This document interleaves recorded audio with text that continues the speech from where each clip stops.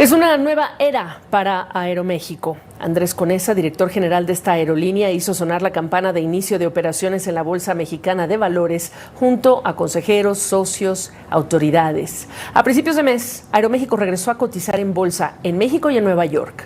Y es una buena noticia para la empresa que debió acogerse al capítulo 11 de la Ley de Quiebras de Estados Unidos en 2020 por la pandemia de COVID-19 y completó su reestructuración en 2022. Del negocio y del entorno conversé con Andrés Conesa. Una nueva era, dices tú, dicen ustedes en Aeroméxico. Después de ese Chapter 11 del que hablamos en 2020 y ahora ya salieron a bolsa. ¿Cómo estás? ¿Tú? Cansado, me imagino. ¿Y cómo están en Aeroméxico? Cansado, sí, porque fue un proceso largo desde el capítulo 11 a hoy, pues ya son casi 5 años. Sí.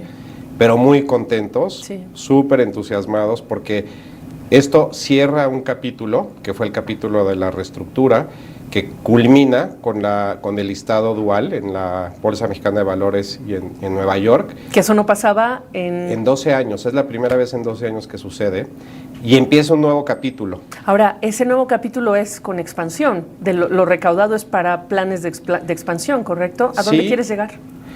Bueno, para nosotros, literal, el cielo es el límite. Sí. Como dicen, hay muchos planes. Teníamos, antes de la pandemia, para darte una idea, 120 aviones, hoy tenemos 170. Uy. Hemos crecido de forma muy importante y estos recursos de la colocación pues los vamos a utilizar para continuar creciendo, para seguir modernizándonos. Tenemos un programa de inversión muy importante en las cabinas de los 787, de los 25 equipos que utilizamos para volar a Europa, para volar a Asia, para volar a Sudamérica. Tenemos un programa de inversión también muy agresivo para mejorar la tecnología, ¿no? Una nueva app, herramientas que le ayuden a nuestros clientes en todo el proceso, desde la compra, el check-in, el abordaje, posvuelo.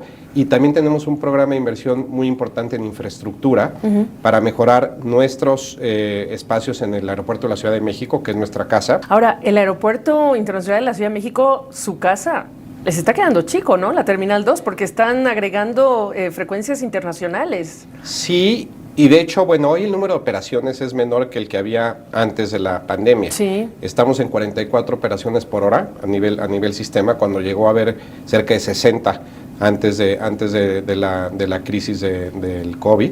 Entonces, con las inversiones que se están haciendo ahora, que estamos muy entusiasmados porque son inversiones tanto en el lado aire como en el lado tierra, más las que estamos haciendo nosotros, creemos que hay oportunidad para crecer ese número de operaciones, lo cual nos va a permitir soportar este crecimiento que estamos platicando y seguir conectando a México, dentro de México y de México al resto del mundo. ¿Y qué le dices a los inversionistas cuando te mencionan el DOT, el Departamento de Transporte de Estados Unidos, y todas estas restricciones que activó diciendo que el gobierno o que México, el gobierno mexicano, está incumpliendo el acuerdo bilateral que tiene con Estados Unidos?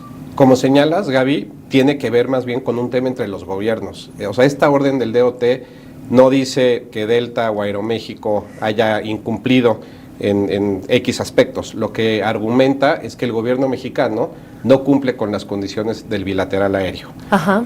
Yo creo que el gobierno mexicano ha hecho, ¿no?, un esfuerzo muy importante para solventar las dudas que tenía el Departamento de Transporte. Espero que ya este tema quede en el pasado pronto, porque el tráfico entre México y Estados Unidos es el tráfico más importante entre dos países en todo el mundo. Es muy relevante. Delta y Aeroméxico hemos hecho un esfuerzo muy importante por seguir conectando a las dos naciones. Tenemos una oferta de vuelos de más de 50 pares de ciudades entre los dos, y nuestra tarea es seguir haciéndolo, y necesitamos crecer, y para eso necesitan llegar a un acuerdo los dos gobiernos. ¿De qué depende que sea superado? Cuando dices que hablen, ¿es simplemente que el gobierno mexicano acelere el paso en conceder, en hacer las concesiones que están marcadas en los documentos que entregó el Departamento de Transporte, dirías tú? Mira, había 3 temas. Sí. Por un lado, querían las aerolíneas norteamericanas sus slots de regreso, eso ya se dio. Sí. Segundo, le pidieron al gobierno mexicano que ajustara las reglas para la asignación de slots en el AICM de acuerdo a criterios internacionales. Sí. Eso ya se logró. Y el tercer elemento era un tema de carga aérea, no de pasajeros, donde el DOT argumenta que no se debieron de haber llevado las aerolíneas dedicadas a carga del AICM al AIFA. Sí. Nosotros no tenemos cargueros dedicados, no estamos en esa discusión, que espero que pronto lleguen a un acuerdo en ese sentido, porque es el último punto pendiente. Y lo interesante fue que una vez se anunciaron las restricciones, ustedes fueron los primeros afectados con vuelos que ya iban a despegar desde el AIFA, ¿correcto? Sí, teníamos 2 vuelos a Estados Unidos, uno a Houston y uno a McAllen desde el AIFA, que tuvimos que suspenderlos producto de la última orden, y tampoco se pueden agregar hoy nuevos servicios a Estados Unidos desde la ICM. No nos afecta en este momento porque desplegamos una gran cantidad de oferta a Estados Unidos en el 24 y en el 23. No tenemos planeado seguir en el 26 conectando, sino más bien aumentando la densidad, por ejemplo, en lugar de un Embraer 190, meter un MAX que es más grande a mercados como Nueva York, a mercados como Orlando, como Miami, el propio Houston, Dallas. Esa es la tarea en el 26, pero necesita arreglarse porque no puede estar permanentemente que no haya oferta adicional de cualquiera de los dos lados entre la Ciudad de México y Estados Unidos. ¿Cómo cierras el año? ¿Con un recurso legal que está evitando de momento o poniendo en suspensión la orden del Departamento de Transporte para separarse a Aeroméxico, separar a Aeroméxico y a Delta? ¿Cómo va a cerrar el año?